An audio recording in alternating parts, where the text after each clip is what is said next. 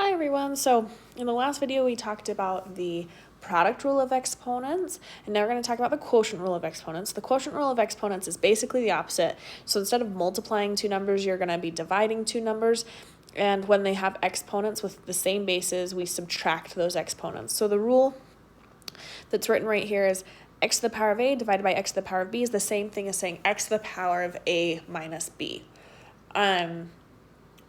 There is one caveat to this rule. It doesn't necessarily have to be a minus b. It could potentially be b minus a. It just depends on which one's bigger. So if a is bigger, we do a minus b. If b is bigger, then we do b minus a. But wherever the bigger exponent is where our answer will lie. So if the bigger exponent's on the bottom of the fraction, the answer stays on the bottom of the fraction. If the bigger exponent's on the top of the fraction, the answer stays on the top of the fraction. I'll show you this in some of our examples. So the first example is 2x to the third power over x squared. And if you remember, in the last video with product rule of exponents, we were talking about if they have coefficients, we were just multiplying them. So if both of these x's had coefficients, then we would divide those coefficients, the numbers in front of the x's. Because only the top one has a coefficient of 2, we just leave it there. It's totally fine.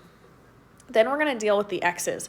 So we have x cubed on top and x squared on bottom. Based on what I just said, because the top is a bigger number, I can write this out as 2x to the power of 3 minus 2. And then we can simplify that because 3 minus 2 is 1. So my final answer just ends up being 2x. We get rid of the fraction completely. Let's go to the second example. And then this one will be really similar. So we have 4x cubed over 3x. So these ones both have coefficients, 4 and 3. Now, if they divided evenly, we could actually divide them out. But 4 divided by 3 gives me 1.33 repeating. And so we want to keep our answers in fractional form. It's just a little bit prettier that way. So I'm just going to leave it as 4 over 3. But we can simplify the x's. So once again, you're looking for the x with the highest exponent. The bottom is just 3x. We can make it 3x to the power of 1. So obviously the top has the higher exponent, so I'm going to leave all of my x's on top and be x cubed minus 1, which when I simplify that will give me 4x squared, because 3 minus 1 is 2, over 3, and this is my final answer. Notice that all of my final answers should only have one x. It may have an exponent, and that's totally fine, but they should only have one x, one y, one z, depending on what it started with. Okay, let's go to the third example. So the third example is 5xy cubed over x squared y cubed. So on this one, the first thing I'm going to do, this 5x here, I can say it's 5x to the first power. Because there's just the 5 on top, the 5 is going to stay on top. We don't need to divide it by anything because there's nothing to divide it by. And then this is where we start. This is the first example that we have that the higher exponent is on the bottom for the x's. So you have x to the power of 1 on top, x to the power of 2 on the bottom. So because the higher exponent is on bottom, what we're going to do is we're going to keep the x's on bottom, and I'm going to write it x to the power of 2 minus 1. Because it's that bottom minus the top exponent. And this is only because the bottom exponent is bigger. And then for the y's, because remember, we have to separate the x's and the y's. They're different bases, and so you can't combine them. For the y's, we have y to the power of 3 and y to the power of 3. Now, 3 and 3 are the same number. That's one of them is not bigger than the other. When that happens, we can just keep them on top.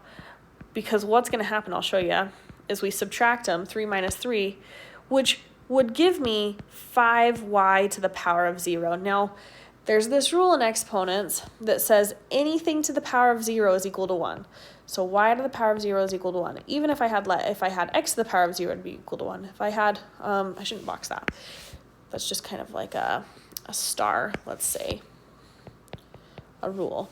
If I had 100 to the power of 0, it would be 1. Anything to the power of 0 is 1. And so what happens is that changes this y to the power of 0 to be 1, and it's not necessarily 51, it's 5 times 1, right?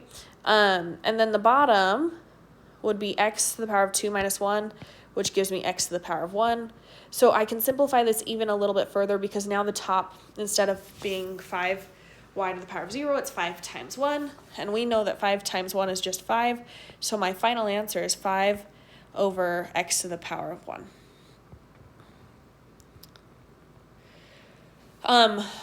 Okay, let's go through this last example, which is 4x squared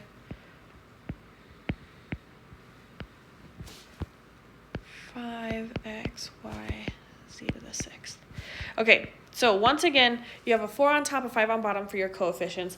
Those things don't divide evenly. There's nothing that you can simplify out, so we're just going to leave it as 4 over 5. If it was like 4 over 2, for example, we can do 4 divided by 2, so that's one that we would actually divide. If you plug it into a calculator and you get some version of a decimal, you just leave it that way.